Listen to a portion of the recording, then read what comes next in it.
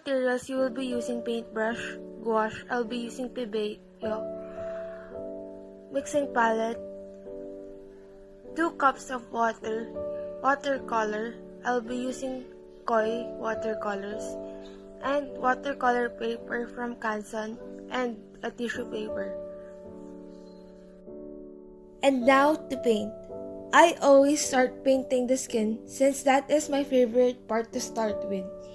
Here you can see that I'm using yellow ochre as my base for the skin. I have always liked working with multiple layers, building from flat tone to full detailed paintings.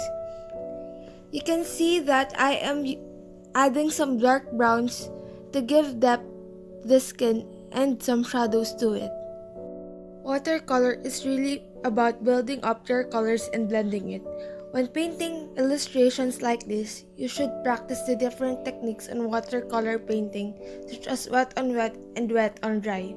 When blending your colors, you can use clean damp brush and go through the parts that you think needs a little bit more of blending. Here you can see that I used a shade of red to somewhat give life to the painting. As you have noticed, I used the tissue paper to get some of the excess paint that I accidentally put on the paper. Searching for some real-life skins will also help you while painting. It enables you to at least get an idea of what you're trying to achieve.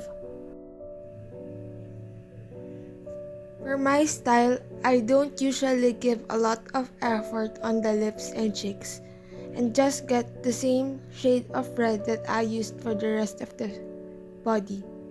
I put reds on the lips, the nose, the cheeks, the shoulders, the elbows, and sometimes on the forehead and the chin as well. We now proceed in the painting of the hair. Painting the hair isn't really different on the body. I mixed crimson red and orange and added a lot of water to achieve this color. Again, you should paint from light to dark. At this point, you can see me going through the painting and adding some details to give the painting a little bit more dimension.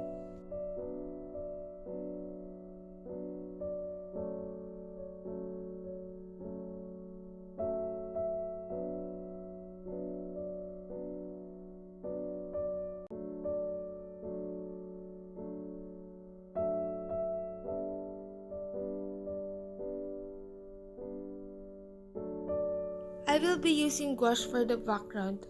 Unlike watercolors, gouache reacts differently in water and is more opaque than watercolors.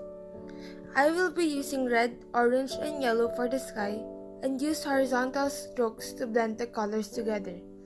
And the same goes with the water, but in this case, I will be using blues and greens to replicate the ocean.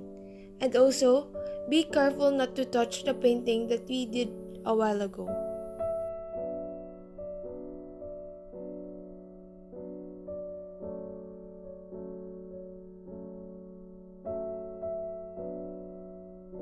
So there is it, guys. I definitely think that this painting really came together just how I like it to be.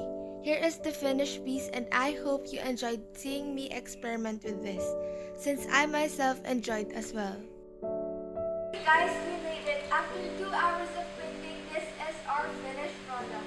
I actually think that this turned out pretty well considering my lack of watercolor knowledge and experience. I definitely have to play with it a little bit more.